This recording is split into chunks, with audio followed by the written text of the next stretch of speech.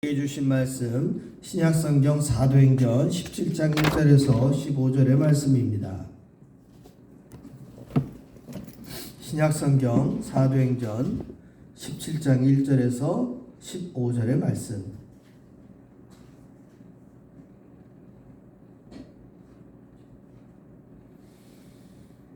저와 여러분이 가지고 계신 신약성경 217페이지부터 나와 있는 오늘의 본문 말씀을 저와 여러분이 한 절씩 교독하고 마지막 15절 같이 읽도록 하겠습니다.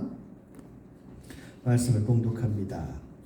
그들이 암비볼리와 아볼로니아로 다녀가 데살로니가에 이르니 거기 유대인의 회당이 있는지라.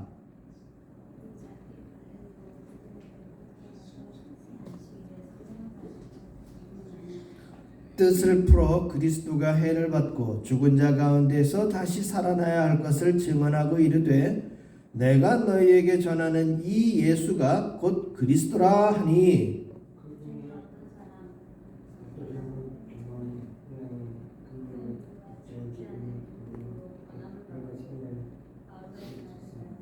그러나 유대인들은 시기하여 저자의 어떤 불량한 사람들을 데리고 때를 지어 성을 소동하게 하여 야손의 집에 침입하여 그들을 백성에게 끌어내려고 찾았으나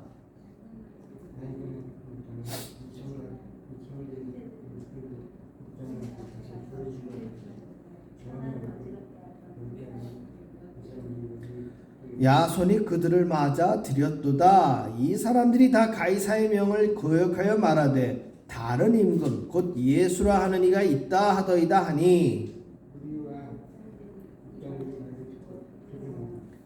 야손과 그 나머지 사람들에게 보석금을 받고 놓아주니라.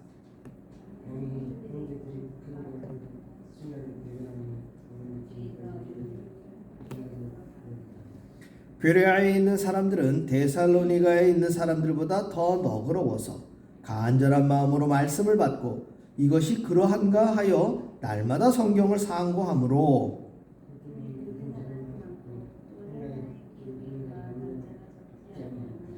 데살로니가에 있는 유대인들은 바울이 하나님의 말씀을 베레아에서도 전하는 줄을 알고 거기도 가서 무리를 움직여 소동하게 하거늘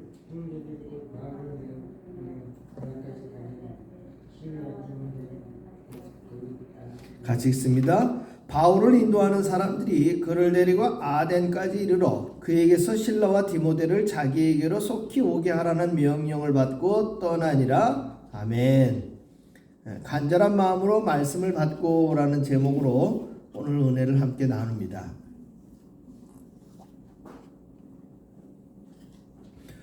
지금 1절에 등장하는 암비볼리, 아볼로니아, 데살로니가 이런 지역들은 처음에 바울이 전하던 그 비시디아 안디옥으로부터 계속 남쪽으로 내려오게 됩니다. 내려오는 이유는 뭔가요?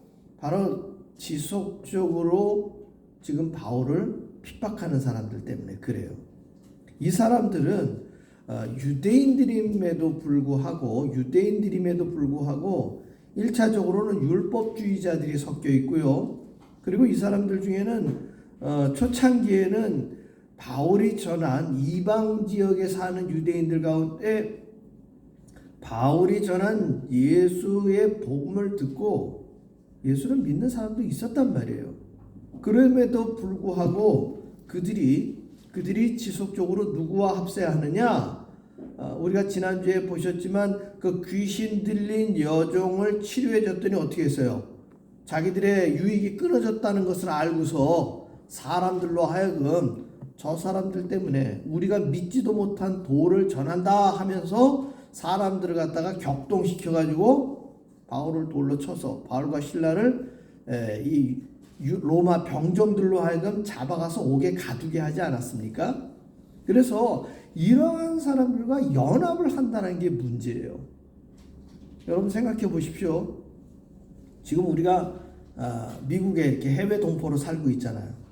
근데 예를 들어서 우리가 복음을 전하는데 한국 사람 아닌 사람들이 이제 우리가 예수의 이름으로 귀신을 쫓아냈단 말이에요.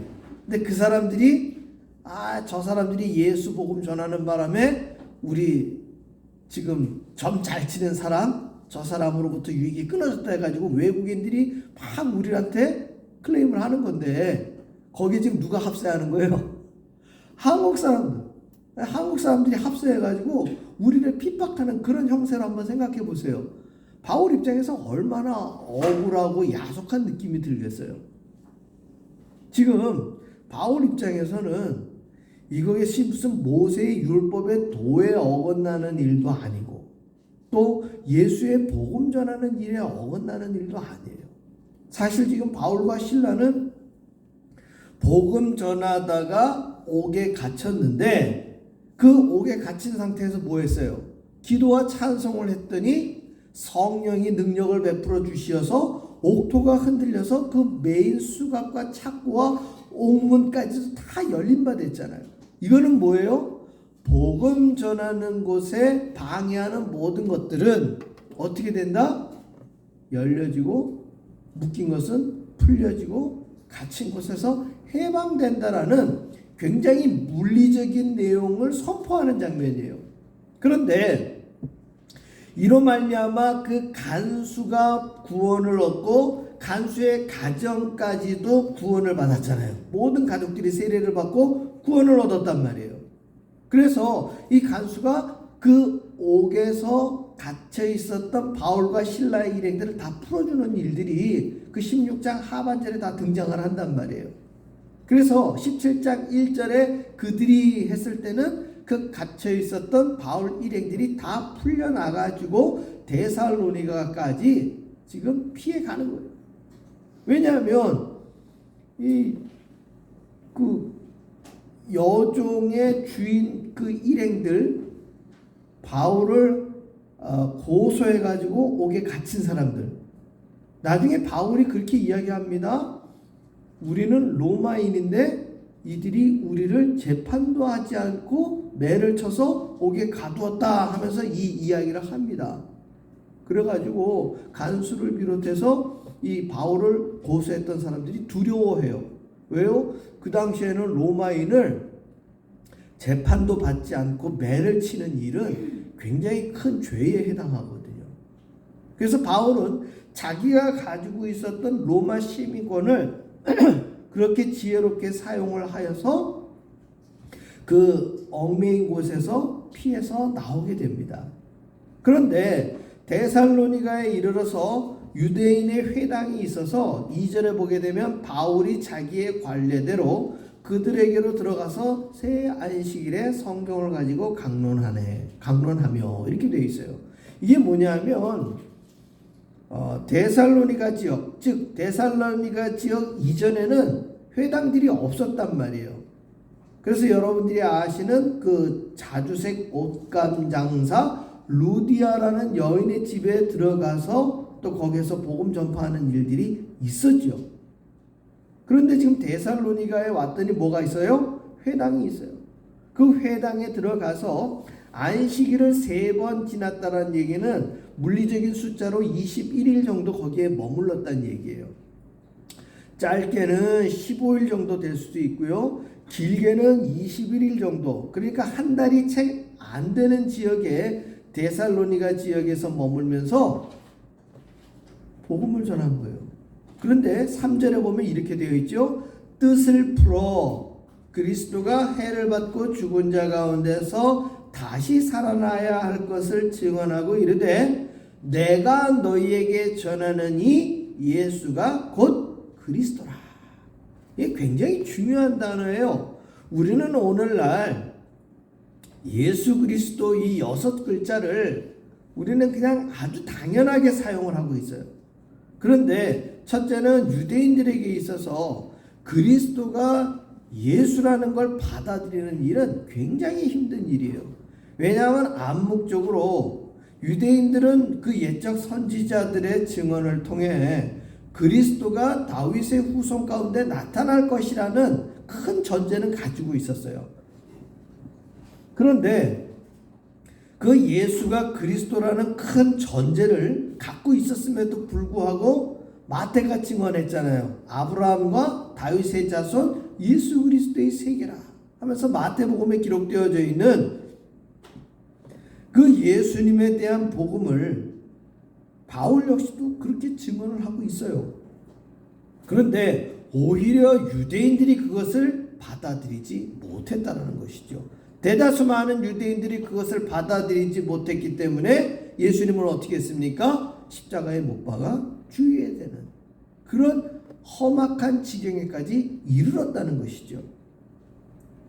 그러나 오늘 바울의 복음 가운데에 예수가 그리스도다 이 놀라운 증언을 이 이방 지역의 헬라인들에게 했을 때에 4절에 보게 되어지면 그 중에 어떤 사람 곧 경건한 헬라인의 큰 무리와 적지 않은 귀부인도 권함을 받고 바울과 실라를 따르게 되었다는 거예요.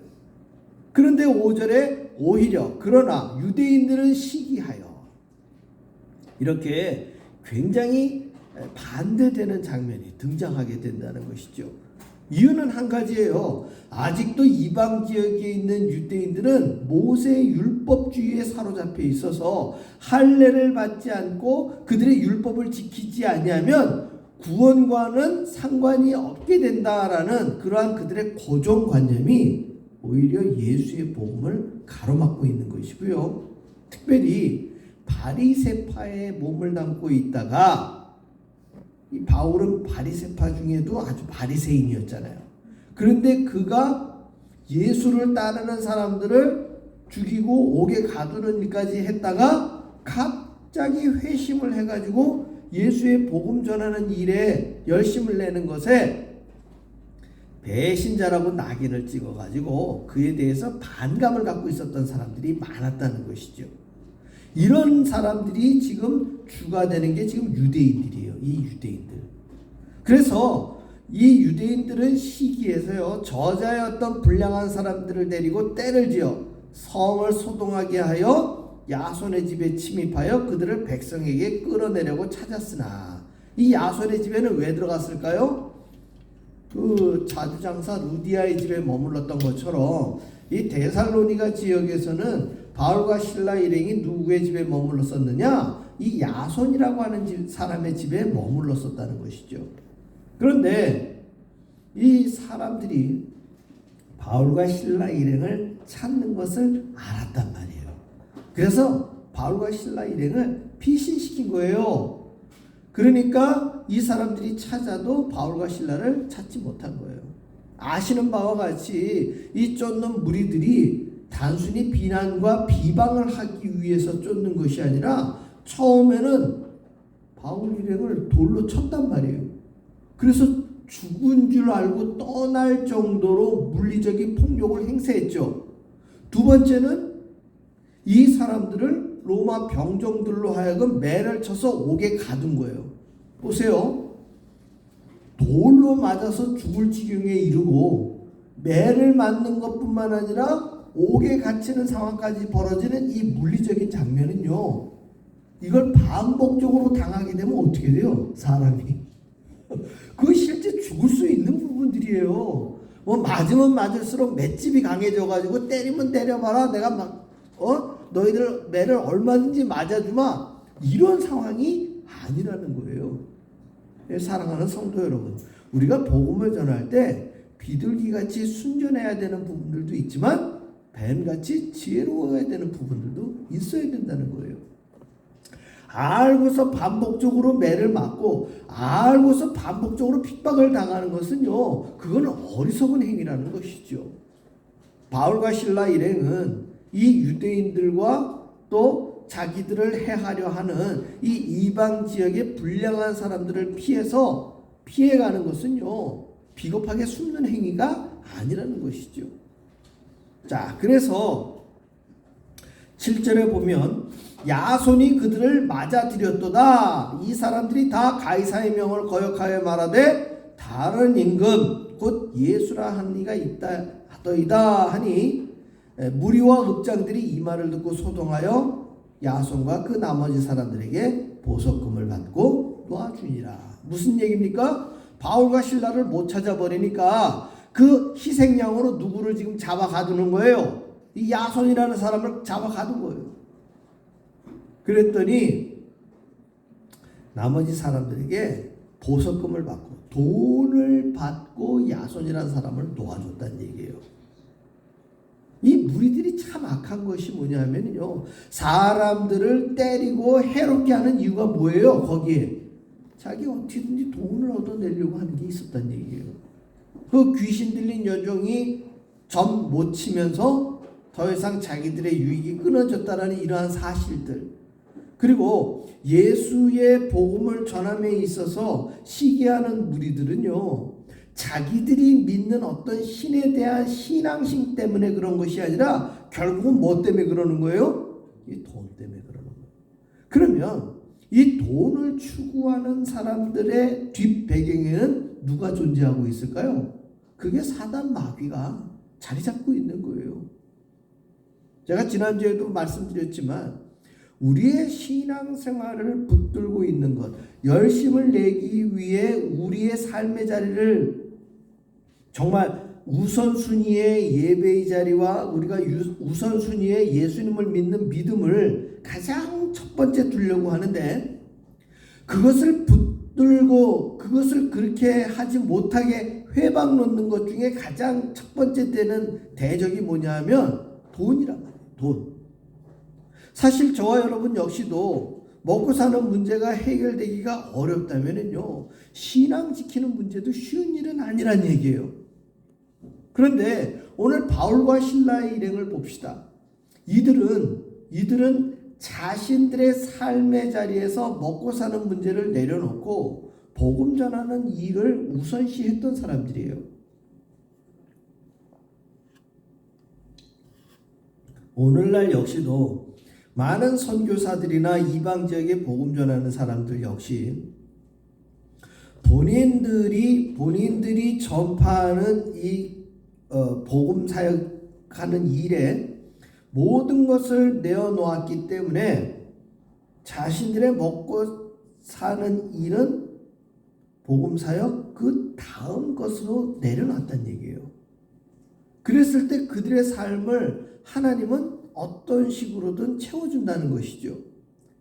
이것이 굉장히 단순한 논리이지만 이것을 결단하는 문제는 굉장히 어려운 부분이에요. 특히나 선교사나 목회자들에게도 크고 어려운 일인데 우리 성도님들 역시도 쉬운 일은 아니라는 것이죠. 따라서 이 부분에 대해서는 여러분들이 어떠한 형태로든 헌신하고 하나님 앞에 열심을 낼 때 하나님이 이 부분을 우리 가운데 채워주시는 것이지, 여러분 오해하시면 안 됩니다. 우리가 주일을 성수하고 우리가 하나님 앞에 열심을 내고 복음 사역하는 일에 우선순위를 뒀더니 하나님께서 우리를 잘 먹고 잘 살게 해줬더라, 이쪽으로 여러분들이 생각을 가지시면 안 된다는 거예요. 성경에 그 일을 행하는 그 어떤 사람들, 오늘 본문에 등장하는 바울과 신라가 잘 먹고 잘 살았느냐? 결코 그렇지 않아요. 이들은 한 벌 옷과 집도 없이 떠돌아다닌 사람들이에요. 누구처럼? 예수님처럼. 그리고 그들의 끝이, 그들의 삶의 끝자락이 디즈니에 나오는 어떤 영화들처럼 행복하고 잘 살았던 해피엔딩이냐? 세상 사람들의 눈에 볼 때는 해피엔딩이 아니에요. 우리가 잘 아는 바울 같은 경우에도 결국 로마에서 옥살이를 하다가 참수형, 꼭 목이 잘리는 순교의 자리로 그의 삶이 끝이 났다는 것이죠.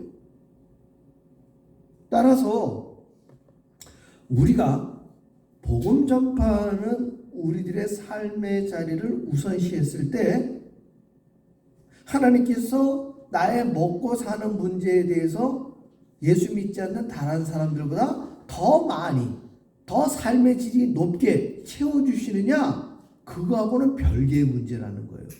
그걸 놓고서 주님과 딜하면 안 된다는 얘기죠.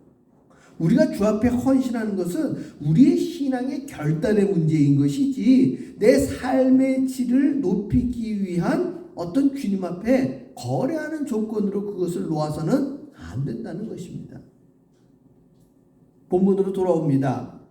결국 야손이나 바울과 실라나 자신들의 삶에 직접적인 어려움을 겪습니다. 그러나 그들이 복음 전하는 일을 포기하지 않았다는 거예요.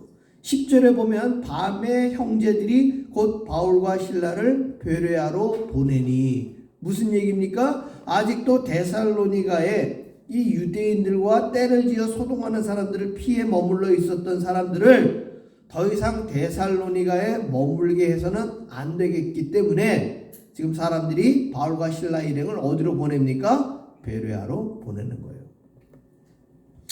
사실 이 새 안식일을 지내면서 데살로니가 지역에 복음 전파한 사람들이 나중에 거기에 교회를 세웁니다. 그래서 우리가 보는 신약 성경에 등장하는 데살로니가 전서, 데살로니가 후서는 바울이 나중에 이 지역에 있는 사람들의 교회를 든든하게 만들기 위해서 편지를 보낸 거예요. 그 편지. 정말 3주밖에는 복음 전파하지 못했는데 그 3주 전한 복음 전파한 그것 때문에 데살로니가 지역에 교회가 든든히 섰다라는 이 말이 바울에게는 얼마나 격려가 되고 힘이 됐겠습니까?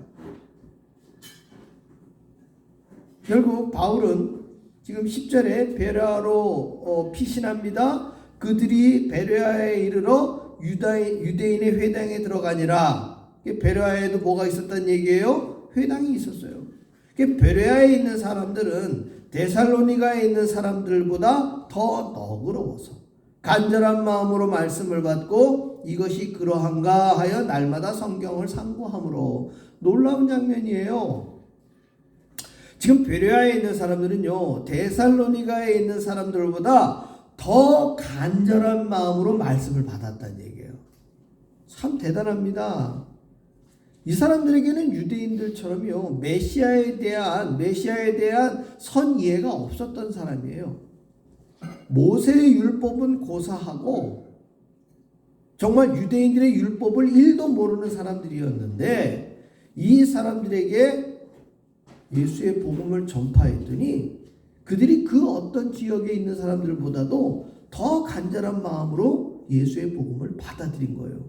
그리고 그 뒤에 봤더니 이것이 그러한가 하여 날마다 성경을 상고함으로, 그러니까 이전보다 더 회당에서 지금 두루마리에 적힌 율법들을 더 열심히 이방인들도 함께 참여하여 보게 된 거예요. 왜? 12절에 보니까 그 중에 믿는 사람이 많고 또 헬라의 귀부인과 남자가 적지 아니하나. 그러니까 여러분 지금 4절에 경건한 헬라인의 큰 무리와 적지 않은 귀부인, 이들은 유대인이에요? 유대인이 아니에요? 이 사람도 유대인이 아니에요.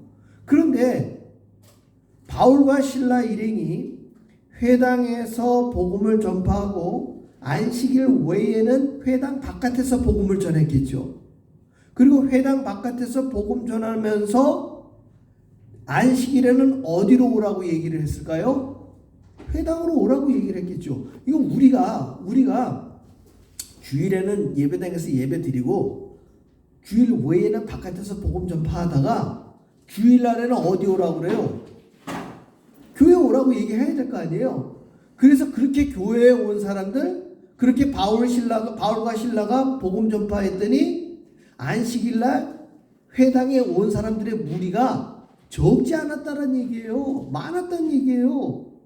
그들은 특별히 모세의 율법을 모르던 사람들이었는데 안식일에 와가지고 그들이 모세의 율법을 배우게 되는 거예요. 근데 배우게 되는데 그 사람들이 간절한 마음으로 말씀을 받고 이것이 그러한가 하여 날마다 성경을 상고했다는 얘기예요.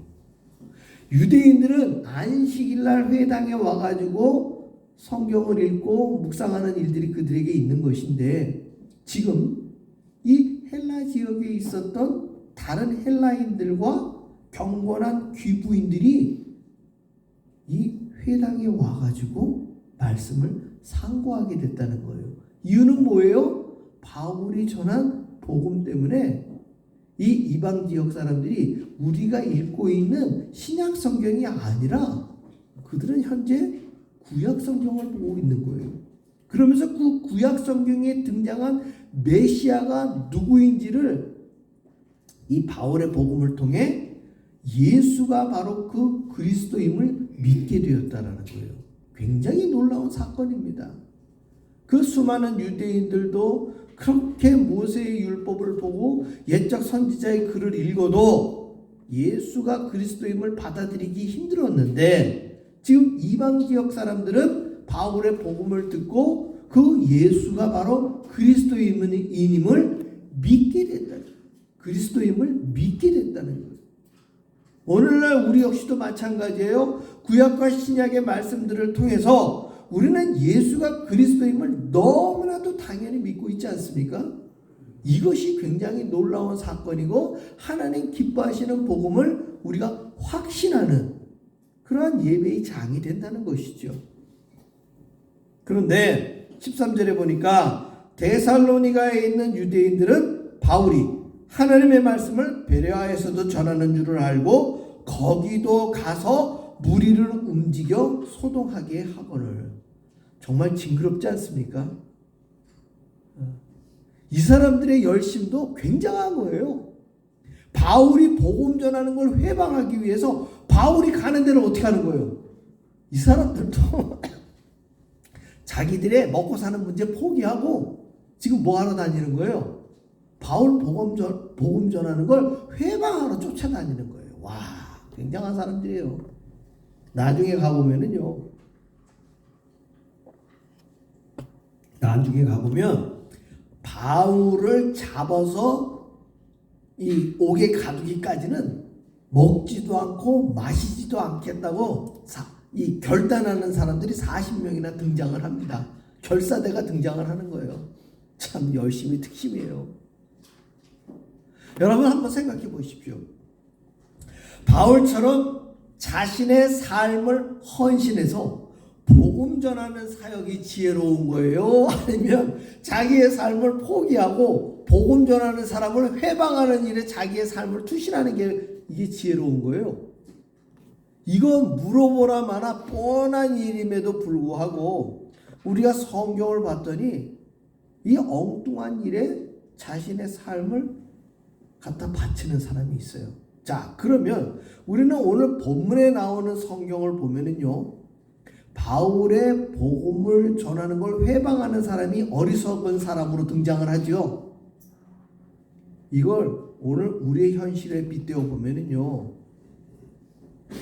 자신의 일하는 것을, 자신의 먹고 사는 이 문제를 최우선시 되어 자신의 삶을 투신하는 사람이 있어요, 없어요? 있잖아요. 주일날도 예배 안 드리고, 예배 안 드리는 게 문제가 아니라 아예 예수도 안 믿고 1년 365일 자신의 먹고 사는 문제에 투신하는 사람들이 있어요, 없어요? 많잖아요. 그 사람들이나 이 사람들이나 똑같은 사람이라는 얘기예요. 누가 볼 때? 하나님 보실 때. 복음을 회방하는 사람들이나 복음을 아예 받아들이지 않고 365일 자기의 뜻과 의로 살아가는 사람들이나 똑같다는 얘기예요.